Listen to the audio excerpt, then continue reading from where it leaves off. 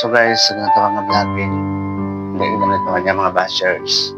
Especially kung yung mga content hindi namin, wala ka taste. Siyempre bash ka na yan guys. Bash ka na nila.